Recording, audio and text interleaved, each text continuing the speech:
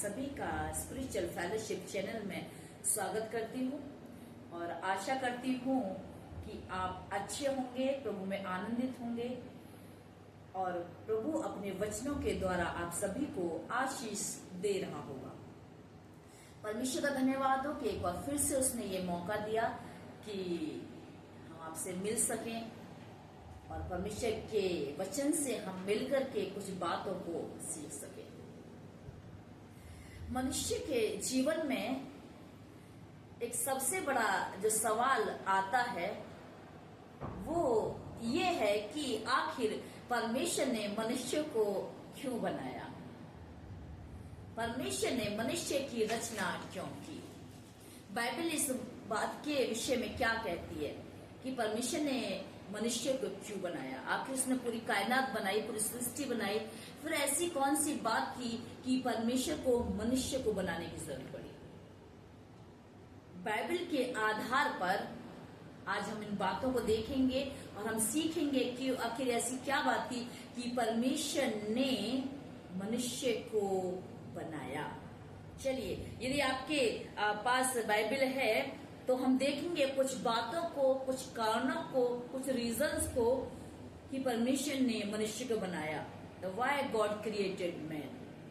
उसके लिए जो पहला रीजन, वो पहली बात जो हम देखेंगे वो है टू रिफ्लेक्ट हिज इमेज, अर्थात परमेश्वर के स्वरूप को प्रकट करने के लिए परमेश्वर ने मनुष्य की रचना की।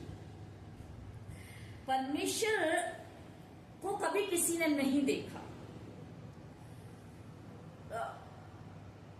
हमने जब देखा ही नहीं है तो हम उसको कैसे पहचानेंगे। इस बात को प्रकट करने के लिए परमेश्वर ने मनुष्य को बनाया, मनुष्य की रचना की। क्योंकि यदि हम पढ़ें उत्पत्ति की पुस्तक, उसका 1 अध्याय और उसके 26 और 27 पद में इस प्रकार से लिखा है, फिर परमेश्वर ने कहा, हम मनुष्य को अपने स्वरूप के अनुसार अपनी समानता में बनाएं और वे समुद्र की मछलियों, आकाश के पक्षियों, घरेलू पशुओं और सारी पृथ्वी पर सब रेंगने वाले जंतुओं पर जो पृथ्वी पर रेंगते हैं अधिकार रखें। तब परमेश्वर ने मनुष्य को अपने स्वरूप के अनुसार परमेश्वर ने उसको उत्पन्न किया, नर और नारी करके उसने मनुष्य की सृष्टि की। परमेश्वर ने मनुष्य को इसलिए बनाया कि जो मनुष्य है वो परमेश्वर के स्वरूप को प्रकट कर सके, अर्थात मनुष्य के स्वरूप के द्वारा, उसके वेशभूषा के द्वारा ये समझ सकें कि आखिर परमेश्वर ऐसा है। क्योंकि किसी ने परमेश्वर को नहीं देखा और मनुष्य जब हम अपने आप को देखते हैं, हम यदि शीशे के सामने खड़े होंगे, मिरर के सामने, वहां हम अपने इमेज को जब देखेंगे उससे हम अंदाजा लगा सकते हैं कि परमेश्वर हमारे जैसा है। अर्थात परमेश्वर का जो बाहरी जो स्वरूप है वो मनुष्य के जैसा है। और इस बात को प्रकट करने के लिए कि मनुष्य वो मेरा स्वरूप प्रकट करे, परमेश्वर ने मनुष्य की सृष्टि की, मनुष्य को बनाया, मनुष्य अपने स्वरूप में ढाला। उसने बताया है, वो वचन कह रहा है कि परमेश्वर ने मनुष्य को अपने स्वरूप के अनुसार उत्पन्न किया, अपने ही स्वरूप के अनुसार परमेश्वर ने उसको उत्पन्न किया और नर और नारी करके बनाया। अर्थात जैसा हम मनुष्य का स्वरूप है ना, उसके क्या 2 आंखें हैं, नाक है, कान है, मुंह है, उसके बाल है, हाथ है, पैर है, वो हम मनुष्य बोलता है, सुनता है, खाता है, पीता है, वैसे ही हमारा परमेश्वर भी है। हमारा परमेश्वर हमारी सुनता है, हमारा परमेश्वर हमको देखता है, हमारा परमेश्वर हमारे साथ साथ चलता है, वो हमारे लिए कार्य करता है। अर्थात मनुष्य के समान ही है वो परमेश्वर। और यही रचना, इसलिए परमेश्वर ने मनुष्य को बनाया ताकि जो मनुष्य है वो इस बात को प्रमाणित कर सके, उस परमेश्वर के स्वरूप को प्रकट कर सके। और इसका पहला कारण यही था कि परमेश्वर ने मनुष्य की रचना की ताकि मनुष्य परमेश्वर के स्वरूप को प्रकट करे। दूसरी बात जो परमेश्वर ने बनाया था मनुष्य को, वो था कि सहभागिता और संबंध बनाने के लिए, अर्थात फॉर फेलोशिप एंड रिलेशनशिप। जिस प्रकार एक सांसारिक पिता ये चाहता है कि उसके बेटे के साथ उसका एक संबंध, एक रिश्ता कायम रहे, एक सहभागिता बनी रहे, उसी प्रकार हमारा पिता जिसने हमको बनाया वो भी यही चाहता है कि मैं अपनी क्रिएशन के साथ, अपनी सृष्टि के साथ मेरा संबंध, मेरा रिश्ता कायम रहे, मेरा रिश्ता उनके साथ बना रहे। और उस रिश्ते को कायम रखने के लिए ही परमेश्वर ने मनुष्य की सृष्टि की। क्योंकि यदि हम देखें उत्पत्ति की पुस्तक उसका 3रा अध्याय और उसके 8वें पद में लिखा है, तब यहोवा परमेश्वर जो दिन के ठंडे समय वाटिका में फिरता था का शब्द उसको सुनाई दिया। ये वचन इस बात का प्रमाण देता है कि परमेश्वर हमेशा दिन के ठंडे पहर में, वो भोर का भी समय हो सकता है, वो शाम का भी समय हो सकता है, वो सुबह शाम दोनों भी पहर हो सकते हैं, परमेश्वर आता था और आदम और हवा से मुलाकात करता था, उनके साथ एक रिश्ता कायम करता था, एक पिता का और एक बच्चों का रिश्ता। क्योंकि वचन इस बात का प्रमाण देता है कि जो उसकी जो सृष्टि है, उसके जो लोग हैं, अर्थात मैं और आप, हम सब परमेश्वर की जो क्रिएशन है, हम सब उसके बेटा और बेटी हैं, हम सब उसके बेटा और बेटी हैं। वो हमारा सृष्टि करता है, सृष्टि करता है। उस रिश्ते को कायम रखने के लिए, उस रिश्ते को फिर से बनाने के लिए, उस रिश्ते को साथ रखने के लिए परमेश्वर ने हमारी जो रचना की, हम मनुष्य की रचना की, ताकि वो अपना संबंध, अपना उस पिता और पुत्र वाला, पिता और पुत्री वाला संबंध स्थापित कर सके, वो रिश्ता हमारे साथ कायम कर सके। इसीलिए परमेश्वर ने मनुष्य की रचना की। क्योंकि ये परमेश्वर जब अदन की वाटिका में जब आदम और हवा से मिलने आता था, तो वो उनसे बातचीत करता था, उनका हालचाल पूछता था, देखता था वो कैसे रहते हैं, उनसे वार्तालाप करता था।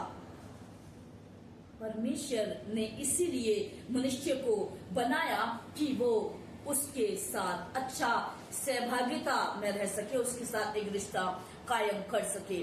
और जो तीसरी जो बात है, वो परमेश्वर ने इसलिए मनुष्य बनाया कि मनुष्य जो है वो अपने प्रभुत्व का प्रयोग कर सके, अर्थात अपने अधिकार का प्रयोग कर सके।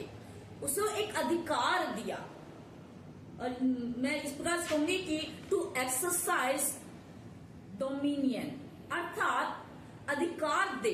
क्योंकि यदि हम देखें उत्पत्ति उसका 1 अध्याय और उसके 28 पद में यहाँ इस प्रकार से लिखा हुआ है, और परमेश्वर ने उनको आशीष दी और उनसे कहा, फूलो फलो और पृथ्वी में भर जाओ और उसको अपने वश में कर लो, और समुद्र की मछलियों तथा आकाश के पक्षियों और पृथ्वी पर रेंगने वाले सब जंतुओं पर अधिकार रखो। तीसरा जो कारण था परमेश्वर ने मनुष्य की रचना की, वो था कि हम मनुष्य इस सृष्टि पर अपना अधिकार जो परमेश्वर ने हमें दिया है उसको इस्तेमाल करें, उसका प्रयोग करें। अर्थात पूरी सृष्टि परमेश्वर ने मनुष्य के लिए दी है। चाहे वो उसके पेड़ हों, पेड़ों के द्वारा हम कितने पेड़ हमें किस प्रकार से हमारी सहायता करते हैं, पेड़ों से हमें ऑक्सीजन मिलती है, पेड़ों से हमें जो लकड़ियां मिलती है उससे फर्नीचर बनाते हैं, पेड़ों से हमें छाया मिलती है, पेड़ों से हमें बारिश मिलती है, हमें फल फूल पौधे हर प्रकार की चीजें जो कुछ मिलता है, हमें बहुत सारी चीजें ऐसे पेड़ों से मिलती है। हम उस पर अधिकार रखें, उसका ध्यान रखें, उसकी केयर करें, उससे प्रेम करें। ये अधिकार, ये इसलिए हमें परमेश्वर ने बनाया ताकि जो सृष्टि मैंने बनाई है, जो पेड़ पौधे मेरे द्वारा बनाए गए हैं, उस पर मनुष्य अधिकार रखे। ये नहीं कि उसके वश में हो जाए, नहीं, ये नहीं कि उसकी हम क्या कहते हैं, उसकी हम कहते हैं महिमा करने लगे, नहीं। एक पेड़ पौधों को परमेश्वर ने इसलिए दिया हमको कि हम उसका लाभ उठा सके, उस पर अधिकार जताएं, उसको लिए जहां जरूरत है हम उसका इस्तेमाल कर सकते हैं।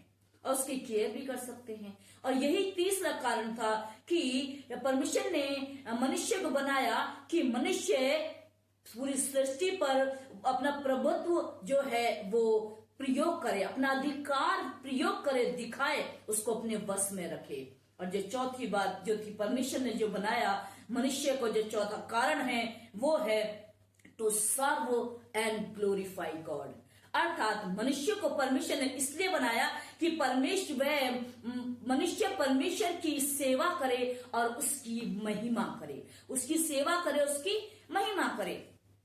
जी हाँ, सीधी सी बात है। क्योंकि यदि हम देखें आप भजन संहिता और उसका 100 Psalms 100 वर्सेस 1 to 3, ये बड़े ही अच्छे से परमेश्वर का दास जो है वो हमको सिखाता है और वो इस बात को बड़े क्लियर तरीके से हमें बताता है। और वो यहाँ इस प्रकार से कहता है, मैं आपके सामने पढ़ना चाहूंगी। हे सारी पृथ्वी के लोगों, यहोवा का जय जयकार करो, आनंद से यहोवा की आराधना करो, जय जयकार के साथ उसके सम्मुख आओ। निश्चय जानो कि यहोवा ही परमेश्वर है और उसी ने हमको बनाया और हम उसी ही के हैं। हम उसकी प्रजा और उसकी चराई की भेड़ें हैं। ये था चौथा रीजन। परमेश्वर ने मनुष्य को इसीलिए बनाया कि परमेश्वर की जो महिमा जो होती है वो मनुष्य के द्वारा भी हो, क्योंकि पूरी सृष्टि उसकी महिमा करती है। यदि हम देखें सुबह सुबह अर्ली इन द मॉर्निंग जाकर के देखिए, उठिए सुबह भोर में 3-4 बजे करीब, देखिए चिड़ियाएं कैसे चहचहाती हैं, कैसे वो अपनी अपनी भाषाओं में परमेश्वर की महिमा करती हैं। पूरी ये सृष्टि सब उसकी महिमा करते हैं, चाहे वो समुद्र की लहरें हों, चाहे आकाश के पक्षी हों, पेड़ हों, पौधे हों, सब उसकी महिमा करते हैं। इसीलिए मनुष्य को भी परमेश्वर की महिमा करनी चाहिए। और ये परमेश्वर ने इसलिए मनुष्य को बनाया। उसका जो चौथा जो उद्देश्य था मनुष्य को बनाने का वो था कि मनुष्य परमेश्वर की महिमा करे, उसकी सेवा करे। क्योंकि यदि हम देखें यहोशू की पुस्तक उसका 24वां अध्याय उसके 15 के कुछ लास्ट पदों में बड़े अच्छे से यहोशू पूछता है उन इजरायली लोगों से, सेनाओं से, कि तुम आज ही चुन लो कि तुम किसकी सेवा करोगे। तुम्हारे उन पूर्वजों के उन देवी देवताओं की जिनकी लोग तुम्हारे पूर्वज करते आए हैं, किसकी सेवा करो, किसकी आराधना करोगे, या सच्चे परमेश्वर की। तो फिर बाद में यहोशू कहता है, परंतु मैं तो अपने घराने सहित यहोवा ही की सेवा करूंगा। अर्थात उस सच्चे ईश्वर की ही मैं सेवा करूंगा, उसकी महिमा करूंगा, क्योंकि हमें उस ईश्वर ने बनाया है। जिस ईश्वर ने हमारी रचना की है हम उसी ही की सेवा करें, उसी की महिमा करें। ये उद्देश्य है परमेश्वर का मनुष्य को बनाने का। इसलिए हमें चाहिए कि हम उस परमेश्वर की महिमा करें और उसकी सेवा करें, क्योंकि ये परमेश्वर चाहता है हमसे।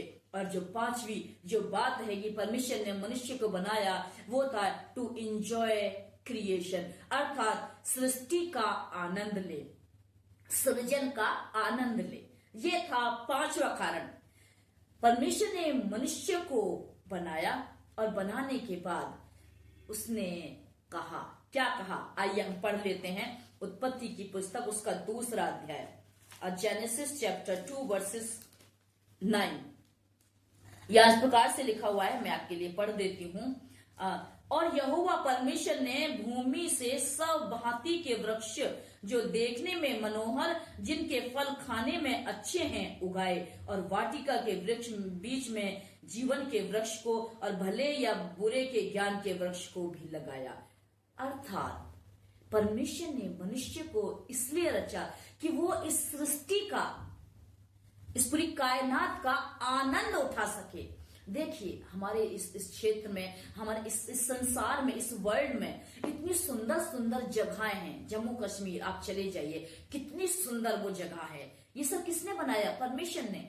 बड़े ही मनोहर तरीके से बनाया है, बड़े ही मनोहर फूल वहां खिलते हैं, फल, खूबसूरत खूबसूरत फूल हैं, फल हैं, पक्षी हैं। सृष्टि इतनी सुंदर है कि जिनको देखते देखते मन नहीं भरता है। परमेश्वर ने मनुष्य को इसलिए बनाया कि वो उसकी सुंदरता का आनंद उठा उठा सके, उसकी मनोहरता को निहार सके, उसका आनंद ले सके।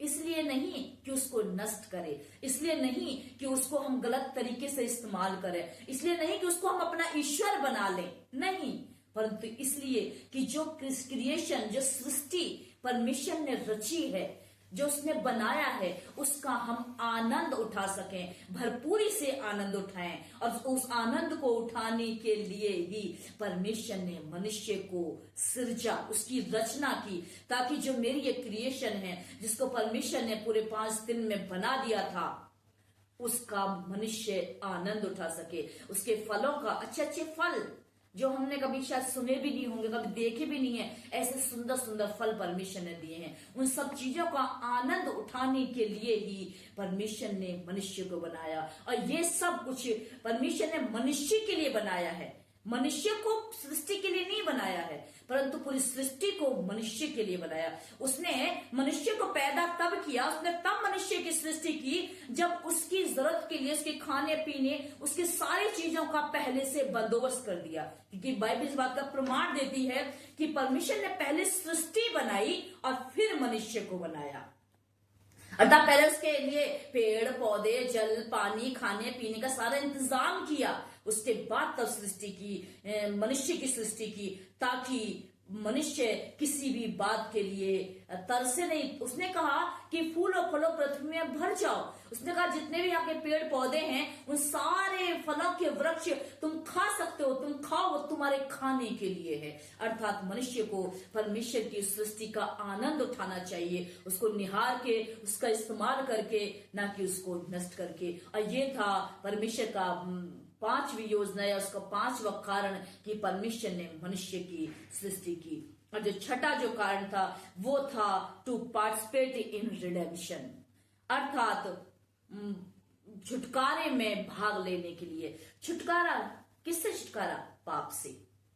पाप से छुटकारा पाने के लिए या छुटकारा देने के लिए, उसके छुटकारे में भाग लेने के लिए मनुष्य का बहुत बड़ा ही भाग है। कैसे? आइए मैं आपको बताना चाहती हूँ। वो इस प्रकार से कि यदि हम देखें उत्पत्ति की पुस्तक, उसका 3रा अध्याय, हम जब उसको हम पूरे चैप्टर को पढ़ते हैं, वहां पर हम देखते हैं किस प्रकार से जो मनुष्य है वो पाप में गिर गया। शैतान ने हव्वा को बहकाया, उसने फल खाया, वनपति को भी दिया, और उन्होंने इस प्रकार से परमेश्वर की आज्ञा का उल्लंघन किया। क्योंकि परमेश्वर ने कहा था कि तुम सारे वृक्ष के फल खाना, परंतु जो वृक्ष जिसका जो भले और बुरे के ज्ञान का वृक्ष, उसका फल कदापि न खाना, वरना तुम मर जाओगे। परंतु उन्होंने उसकी आज्ञा का उल्लंघन किया और उसी फल को खाया। और पाप का मतलब आज्ञा का उल्लंघन करना ही पाप है। और जब मनुष्य जब पाप में गिर गया तो परमेश्वर और मनुष्य का जो रिश्ता है वो बहुत अलग हो गया, वो दूर हो गया। परमेश्वर अलग हो गया और मनुष्य अपने पाप के कारण परमेश्वर से दूर हो गया। परंतु परमेश्वर ने उसको वही नहीं छोड़ दिया। परंतु वो चाहता था कि मनुष्य जो है वो उस पाप से मुक्ति पा जाए, और उस पाप से मुक्ति दिलाने के लिए उसने उस रिडेम्पशन के कार्य को किया। और वो जो कार्य था वो था यूहन्ना 3:16। वो परमेश्वर ने जगत से ऐसा प्रेम किया कि उसने अपना इकलौता पुत्र दे दिया, ताकि जो कोई उस पर विश्वास करे वह नाश न हो परंतु अनंत जीवन पाए। और वो परमेश्वर ने अपने पुत्र को भेजा। और क्योंकि यदि हम देखें, एक वचन मैं आपके सामने पढ़ना चाहूंगी, 2 कुरिन्थियों की 2 पत्री और उसका 5वां अध्याय और उसके 17 पद में इस प्रकार से लिखा है। मैं कुछ पढ़ना चाहूंगी आपके लिए। यहाँ इस प्रकार से लिखा हुआ है, कुरिन्थियों 2 कुरिन्थियों उसका 5वां अध्याय और उसके 17 पद से यहाँ लिखा है, इसलिए यदि कोई मसीह में है तो वह नई सृष्टि है, पुरानी बातें बीत गई, देखो सब नई हो गई। ये सब बातें परमेश्वर की ओर से हैं, जिसने मसीह के द्वारा अपने साथ हमारा मेल मिलाप कर लिया और मेल मिलाप की सेवा हमें सौंप दी है। अतः परमेश्वर ने मसीह में होकर अपने साथ संसार का मेल मिलाप कर लिया, उनके अपराधों का दोष उन पर ही नहीं लगाया और उन्हें मेल मिलाप का वचन हमें सौंप दिया है। इसलिए हम मसीह के राजदूत हैं, मानो परमेश्वर हमारे द्वारा विनती कर रहा है कि हम मसीह की ओर से निवेदन करते हैं कि परमेश्वर के साथ मेल मिलाप कर लें। ना। और आगे भी लिखा है कि जो पाप से अज्ञात था उसी ने हमारे अपराधों के लिए पाप ठहराया और उससे में हम होकर परमेश्वर की धार्मिकता बन जाए। अर्थात परमेश्वर ने इसलिए इस रिडेम्पशन के कार्य को पूरा किया अपने पुत्र के द्वारा, अपने पुत्र प्रभु यीशु मसीह को इस संसार में भेजा, ताकि जो रिलेशन जो खराब हुआ था अदन की वाटिका में वो फिर से जुड़ जाए। और आखिरी जो कारण था परमेश्वर का मनुष्य को रचने का, वो था to fulfil a unique calling, अर्थात एक अनोखी बुलाहट को पूरा करने के लिए परमेश्वर ने मनुष्य को एक अनोखी बुलाहट दी है, अर्थात वो एक अनोखे तरीके से बुलाया है। एक या मैं इस प्रकार से कहूँ, एक इंडिविजुअल कॉलिंग है जो परमेश्वर हर एक को बुलाना चाहता है, वो हमको बुलाता है। और वो इस बात को यदि हम देखें इफिसियों की पत्री उसका 2 अध्याय और उसके 8 पद से यदि हम देखते हैं, वहां पे लिखा है, क्योंकि विश्वास के द्वारा अनुग्रह ही से तुम्हारा उद्धार हुआ है, यह तुम्हारी ओर से नहीं वरन परमेश्वर का दान है, और न कर्मों के कारण ऐसा न हो कि कोई घमंड करे, क्योंकि हम उसके बनाए हुए हैं और मसीह यीशु ने उन्हें भले कामों के लिए सिरजे गए हैं, इसलिए परमेश्वर ने पहले से हमारे करने के लिए तैयार किया गया है। अर्थात हमको जो बुलाया है वो भले कामों को करने के लिए बुलाया है।